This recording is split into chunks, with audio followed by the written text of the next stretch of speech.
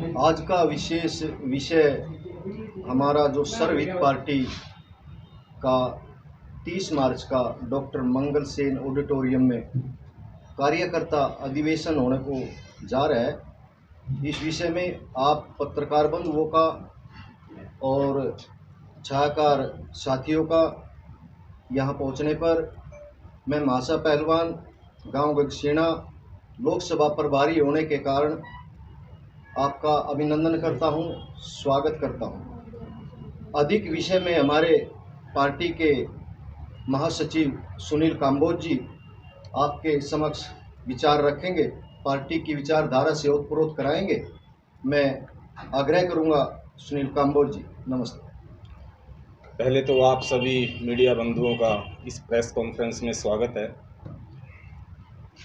देखिए, जैसा कि आप जानते हैं, भारत के लोकतंत्र का सबसे बड़ा महोत्सव लोकसभा चुनाव आने जा रहा है और लगभग सभी राजनीतिक पार्टियों ने अपने प्रत्याशी मैदान में उतार दिए हैं।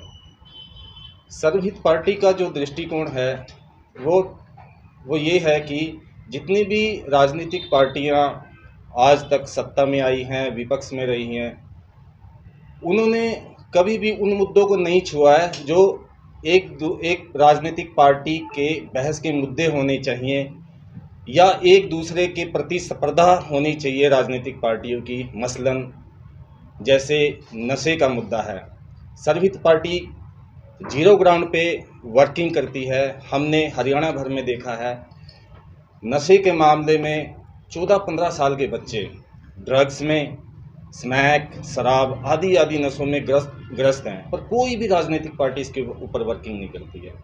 दूसरा, महिलाओं और बच्चों के यौन शोषण का मामला दिन प्रतिदिन बढ़ता जा रहा है, कोई राजनीतिक पार्टी इसके ऊपर वर्किंग नहीं करती। बेरोजगारी का मामला है, अपराध जो है आज हरियाणा नंबर 1 पे जा चुका है। चाहे हम अपने भारत की इकोनॉमी, जिसको जीडीपी कहते हैं, कितनी बिलियन ट्रिलियन हो जाए, पर आज भी देश का युवा रोजगार के लिए विदेशों में जाने के लिए, विदेशों में पलायन के लिए मजबूर है। लाखों लोग भूखे सोते हैं, कुपोषण का शिकार हैं बच्चे। जो सर्वहित पार्टी सोचती है, जो उसका दृष्टिकोण है, जो हमारी विचारधारा है, वो ये है कि विकसित भारत की तरफ हम बढ़ रहे हैं, पर विकसित भारत केवल इंफ्रास्ट्रक्चर या सड़कें निर्माण को हम लोग विकसित भारत नहीं मानते। जब तक इस समाज का, भारत देश का, प्रदेश का सामाजिक, आर्थिक, शैक्षणिक, स्वास्थ्य से संबंधित और जितनी भी सांस्कृतिक समस्याएं हैं, समगोत्र विवाह आदि, समलैंगिकता आदि, जब तक उनके ऊपर प्रॉपर वर्किंग नहीं होती, इनके ऊपर सही राजनीतिक पार्टियां काम नहीं करती, तब तक हम नहीं मान सकते कि हमारा देश विकसित भारत की ओर बढ़ रहा है। तो अभी हमारी विचारधारा बेसिकली यही है, सर्वहित पार्टी देश के, प्रदेश के सर्वांगीण विकास के लिए ग्राउंड जीरो पे भी कार्य कर रही है। चुनाव भी लड़ेंगे। चुनाव का अभी हमारा जो 30 तारीख का कार्यक्रम है, उसमें हमारी एक बैठक हुई थी आज से 1 महीना पहले, तो उसमें एक समिति बनी थी। तो 30 तारीख को वो मंगल सेन ऑडिटोरियम में हम उसका, जो हमारी शीर्ष नेतृत्व है, उसका डिस्क्लोजर करेंगे। सर, अगर चुनाव लड़ते हैं तो किसी पार्टी के साथ गठबंधन होगा या सर्वहित पार्टी अकेले ही मैदान में रहेगी? जैसा कि मैंने अभी बताया है कि 30 तारीख को जो हमारा शीर्ष नेतृत्व है, हो सकता है हम किसी गठबंधन की तरफ बढ़ें। 2-3 पार्टियों के साथ हमारी बातचीत चल रही है ऑलरेडी। तो जैसा भी शीर्ष नेतृत्व का रहेगा कि हमें गठबंधन करना है या इंडिपेंडेंट चुनाव लड़ना है, वो हम 30 तारीख को डिस्क्लोज करेंगे। सर, बेरोजगारी को लेकर जो कुछ काम किए जा रहे हैं आपकी पार्टी के द्वारा, वो एक बार बता दीजिए। देखिए, बेरोजगारी को लेके अभी हम जो है ना, ग्राउंड जो लोगों से मिलते हैं, सबसे पहले तो हम ये देखते हैं भी +2 के बाद बच्चे की काउंसलिंग किस दिशा में करनी चाहिए। सबसे पहले हम स्कूलों में मिलते हैं, टीचर से जाके उनकी काउंसलिंग वगैरह भी करते हैं, और काउंसलिंग करके जो जिस स्ट्रीम में जाता है बच्चा, या जिसको कहीं पे हम काम दिला सकते हैं, किसी कंपनी में बातचीत कर सकते हैं, वो अपने लेवल पे अभी कर रहे हैं हम लोग। सर, जिस प्रकार से बीजेपी ने पूर्व जो सीएम है उनको लोकसभा प्रत्याशी बनाया, क्या कहना चाहेंगे? कोई इस्तीफा उन्होंने दिया, मुख्यमंत्री थे, अब लोकसभा प्रत्याशी उन्होंने बनाया। देखिए, सब पार्टी के अपने अपने स्ट्रेटजी होती है। अब बीजेपी ने किस एंगल से उनको लोकसभा प्रत्याशी बनाया है या सैनी जी को उसमें सीएम बनाया है, वो शायद ओबीसी चेहरा लेके शायद आए हैं, हमारा मानना यही है। पर जो मुद्दे हम लोग जो मैंने आपके सामने रखे हैं कि जिन जिन मुद्दों पे वर्किंग होनी चाहिए, बात होनी चाहिए, तो उन मुद्दों पे कोई भी राजनीतिक पार्टी ग्राउंड जीरो पे कोई वर्किंग नहीं है। चुनाव के टाइम तो करते हैं बात सारे। फिर आप समझौता किससे करेंगे जब कोई पार्टी है ही नहीं, आपके मुद्दों पे खरी नहीं उतरती, फिर आप कहते हैं समझौता। देखिए ऐसा है कि समझौते का एक लोकतंत्र में एक काम करने का तरीका होता है कि मैं इंडिपेंडेंट जाके किसी पार्टी के साथ ज्वाइन हो जाऊं या मेरा अभी इतना अस्तित्व नहीं है, तो ये सब लोकतंत्र की जो सुविधाएं हैं, सब लोग समझौता भी करते हैं, गठबंधन भी करते हैं। बीजेपी पार्टी ने भी कई स्टेटों में ऐसे समझौते किए हैं जो एंटी नेशनलिस्ट हैं। कोई ऐसा कार्य है जो सर हित में आपने कभी कार्य कोई किया हो? हाँ जी, कोई ऐसा कार्य है जो सर हित में समाज के लिए कोई आपने कोई कार्य किया हो? सर्वहित में हम पिछले लगभग 20 साल से कार्य कर रहे हैं सर। पर सर्वहित पार्टी का जो गठन है वो लगभग आज से 5-6 साल पहले हमने इसका गठन किया है। पिछले चुनाव में भी हम लोग मैदान में थे। और जहाँ तक आपका प्रश्न है कि हमने क्या कार्य किया है, तो एक तो जो मैं बता रहा हूँ कि युवा नशा उन्मूलन के लिए हम लगातार ग्राउंड में रहते हैं। जो मैंने अपनी बात की है ना, अभी 14-15 साल के बच्चे अभी भी ड्रग्स और आदि में जो है ना लिप्त हैं। लेकिन नशे के रूप में तो आपने कभी भी कोई ऐसा कोई प्रदर्शन, कोई कार्य, कोई सेमिनार भी नहीं किया जिससे कि लगे कि हाँ भी आप नशे के लिए काम कर रहे हैं? नहीं, शायद आप हमारी सोशल मीडिया पे एक्टिवेट नहीं है। हम लगातार जो है ना उस पे वर्किंग कर रहे हैं और काम भी कर रहे हैं। आप मेरा आप पहुंच रहे हैं तो उन तक क्या असर योजनाओं का लाभ पहुंच रहा है? और वहाँ के बच्चों की शिक्षा की बात करें तो वो कैसी है? देखिए, हमने इस जो अपना शिक्षा अभियान है इस पे भी वर्किंग की है, तो उसमें हमने देखा है कि जो सरकार की जो नीतियां हैं उसमें कुछ अमेंडमेंट्स, कुछ संशोधन की आवश्यकता है। जैसे स्कूल में बच्चों को भेज देते हैं पर उनका प्रॉपर उनका नाम कॉन्टिन्यूस चलता रहता है, चाहे वो स्कूल में आए चाहे ना आए। और जब प्रॉब्लम उनको तब आती है जब वो 9वीं-10वीं क्लास में बोर्ड के एग्ज़ाम देते हैं, तब वहाँ पे सब जीरो हुआ पड़ता है। ये हमने मतलब गांव-गांव जाके ये चीज़ें हमने नोट की है वहाँ पे जाकर। लगभग 9.5 साल हो गए हैं बीजेपी पार्टी के कार्य करते हुए। आप कैसे देखते हैं बीजेपी पार्टी द्वारा हरियाणा की कार्य को? देखिए, अगर सत्तारूढ़ पार्टियां या विपक्ष की पार्टियों से हम संतुष्ट होते तो हमें सर्वहित पार्टी बनाने की आवश्यकता ही नहीं पड़ती। जो मैंने अपनी भूमिका में आपसे कहा है कि जो बेसिक जो समस्याएं हैं जिससे समाज, जो जनता त्रस्त है, उनके ऊपर वर्किंग नहीं हो पाती। जो 30 तारीख को आपका प्रोग्राम है उसमें क्या विशेष रहेगा? हाँ जी, जो 30 तारीख को राहुल जी, जो 30 तारीख को आपका प्रोग्राम रहने वाला उसमें क्या विशेष रहेगा? आप सभी पत्रकार बंधुओं का यहाँ पहुँचने पर मैं अपनी तरफ से पुनः स्वागत करता हूँ। आपके बीच में मेरे मित्र भी हैं और आप सभी बंधु कुछ मेरी विचारधारा, मेरी पार्टी की विचारधारा से परिचित भी हैं। आप सभी का स्वागत है। और जैसे बंधु ने पत्रकार बंधु ने प्रश्न किया है, 30 तारीख की जो मेरी कार्यकर्ता हमारी अधिवेशन है उसका टारगेट रखा गया है। अभी कुछ दिनों पहले ही सर्वहित पार्टी की केंद्रीय कार्यकारिणी की बैठक हुई थी 100 व्यक्तियों की रोहतक में, और वहां पर सभी ने विचार मंथन किया लोकसभा चुनाव को लेकर। वहां पर सभी ने एक केंद्रीय महासचिव हमारे चरण सिंह पवार जी दिल्ली से हैं, उनके नेतृत्व में 5 व्यक्तियों की एक समिति बनाई है। वो 30 तारीख को कार्यकर्ता अधिवेशन में अनाउंस करेगी कि इस बार हमारा लोकसभा चुनाव को लेकर क्या रुख रहेगा। हम स्वतंत्र चुनाव लड़ेंगे 10 की 10 सीटों पर, या हम पार्टियों के साथ गठबंधन से चुनाव लड़ेंगे या हम इस बार न्यूट्रल रहेंगे। ये 30 तारीख को अनाउंस होगा। ये विशेष कार्यकर्ता अधिवेशन है। इसमें पूरे हरियाणा से हमारे पार्टी के कार्यकर्ता जो प्रत्येक जिले में उपस्थित हैं, हमारी विचारधारा से मजबूत हैं। एक संगठन हमारा है, संगठन की विचारधारा के मजबूत व्यक्ति इस कार्यकर्ता अधिवेशन में विशेष रूप से पहुंचे। हरियाणा में चुनाव लड़ा जाएगा या पूरे देश में? देखिए, सर्वहित पार्टी 17 प्रांतों में सर्वहित पार्टी का संगठन कार्य कर रहा है। अपने संगठन को मजबूत करने के लिए निरंतर हम लोग कार्यरत हैं। जैसे बीच में श्रीमान जी ने प्रश्न किया था कि आप लोग बीच बीच में नज़र नहीं आते, आप चुनाव के दौरान शायद नज़र आ रहे हैं, तो इनका सुझाव भी हमारे लिए प्रेरणादायक है। हम लोग अपने संगठन को मजबूत करने के लिए निरंतर कार्यरत हैं और संगठन मजबूत करके जहां जहां कांग्रेस, भाजपा, आम आदमी पार्टी नहीं पहुंच पाती, जिस कार्य को नहीं कर पा रही थी, उन कार्यों को हमने किया है। जैसे टपराना स्कूल में स्कूल अपग्रेडिंग का मामला था, उस मामले में हमने 8 दिन तक भूख हड़ताल वहां पर की। कर्णदेव काम्बोज जी ने एकदम स्पष्ट वहां पर मीडिया के सामने तक कहा था कि मैं ये स्कूल अपग्रेड नहीं करूँगा। शायद वहाँ पर मेरे मित्र बंधु आप सब वहाँ पर मौजूद थे। तो वो स्कूल अपग्रेड हमने बड़े ज़ोर शोर के साथ, बड़ी बुलंद आवाज़ के साथ चंडीगढ़ मार्च का ऐलान करके हमने उसको पूरा करवाया था।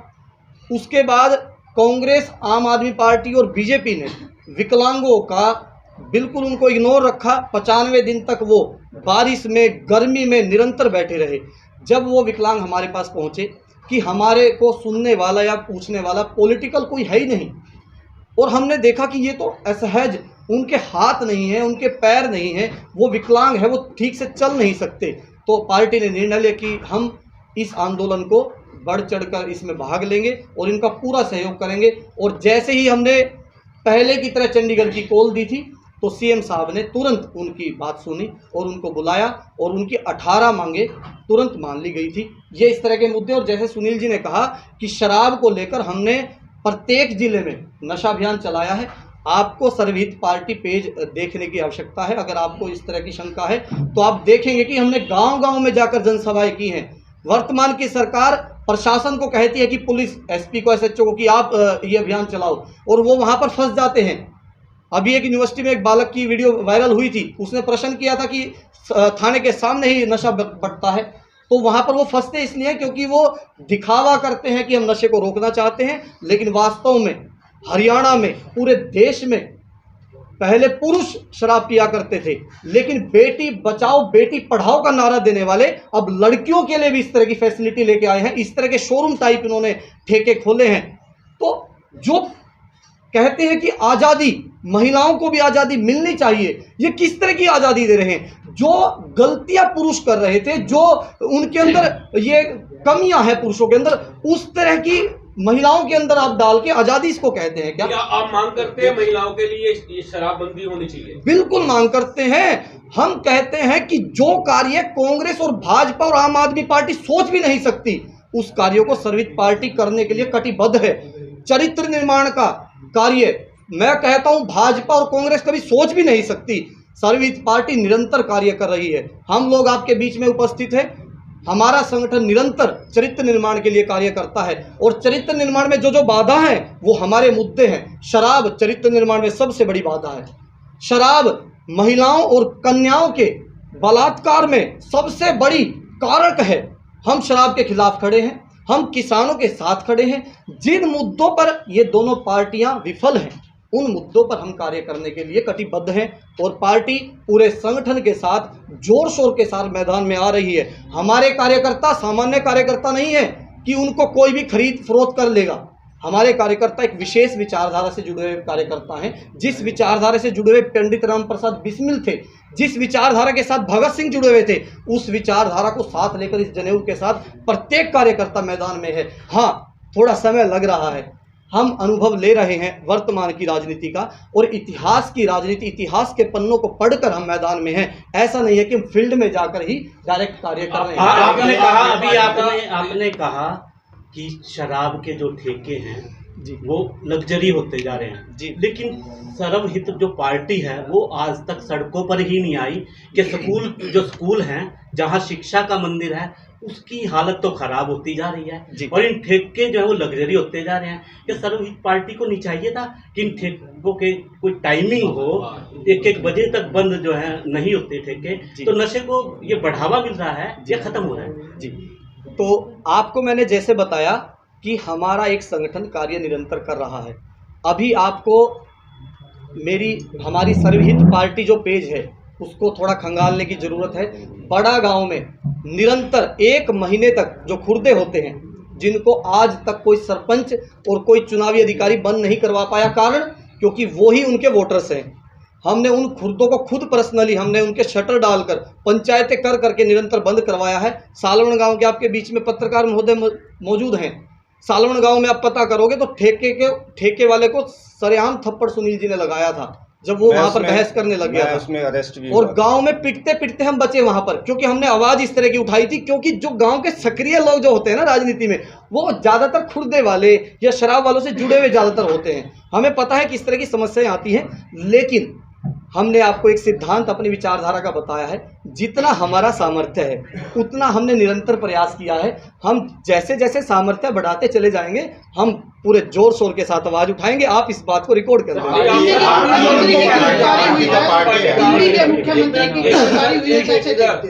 दिल्ली के मुख्यमंत्री जी का देखो ऐसा है, अगर मुख्यमंत्री जी ने अपराध किया है तो उनको सजा होनी चाहिए, लेकिन सजा एक तरफा कभी नहीं होनी चाहिए, निष्पक्ष जांच होनी चाहिए। ऐसा नहीं है कि वर्तमान सरकार के मंत्रियों ने कोई घपला नहीं किया है। यही दिल्ली के मुख्यमंत्री थे जिन्होंने, आप नशे की बात कर रहे हैं, यही मुख्यमंत्री जिन्होंने 1 बोतल शराब के साथ 1 बोतल फ्री की थी, आपको याद होगा। आप मेरे पेज पर देखोगे मैंने इसका कड़ा विरोध किया था।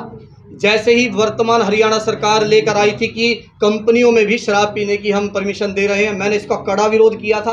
आप मेरा सोशल मीडिया रणवीर राणा हरियाणा के नाम से पेज सर्च करोगे, मैंने निरंतर शराब के खिलाफ खूब मुद्दे उठाए हैं। देखो मैंने कहा कि यथा सामर्थ्य हम आवाज उठाएंगे। अब आप कहो कि हमारा सामर्थ्य दिल्ली तक पहुंचने का, आपको अमेरिका जाओ, तो देखो अभी संगठन निरंतर कार्य कर रहा है। लाठीचार्ज हुआ है, शांतिपूर्ण धरना देने के विरोध प्रदर्शन कर रहे थे, लाठी चार्ज हुआ है, कैसे देखते हैं आप उस लाठी चार्ज? देखिए, लोकतंत्र में आवाज दबाने का प्रयास सत्ता पक्ष करता रहा है। इससे पहले की सरकारों ने भी, जब किसान आंदोलन हुआ था तो गोलियां तक चला दी थी, तो वर्तमान सरकार भी उस पर कार्यरत है। वो खूब तानाशाही करने का प्रयास अपना कर रही है। रणवीर जी, अपनी कुर्सी बचानी उनको मुश्किल है, तो वो प्रयास इस तरह का रणवीर जी, करेंगे। आपकी पार्टी का रजिस्ट्रेशन हो चुका है, अगर हो गया तो चुनाव चिन्ह कौन सा है, ये 2 चीजें बताइए। जी, अभी अंतिम जो 2019 का विधानसभा चुनाव हुआ था उसमें ट्रैक्टर चलाता किसान हमारा चुनाव चिन्ह रहा है। हमने पिछला चुनाव पूरे हरियाणा में लड़ा था। जितनी सीटों पर हम मजबूती से लड़ सकते थे उन सीटों पे हमने, करनाल में घरोंडा असंध सीट से हमारे मास्टर सत्यवान पूर्ण जी चुनाव लड़े थे। कैथल से जसबीर तंवर जी हैं जो वर्तमान में प्रदेश अध्यक्ष हैं, वो चुनाव लड़े थे। इस तरह के चेहरे पूरे हरियाणा में कुछ सीटों पर हमने रजिस्ट्रेशन हुआ। जी जी बिल्कुल, चुनाव योग से बिल्कुल सर। इसके बिना हम मैदान में कैसे चुनाव लड़ सकते हैं? जब चुनाव आते हैं ईवीएम मुद्दा क्यों बनाता है, विपक्ष हो या फिर अन्य पार्टी हो?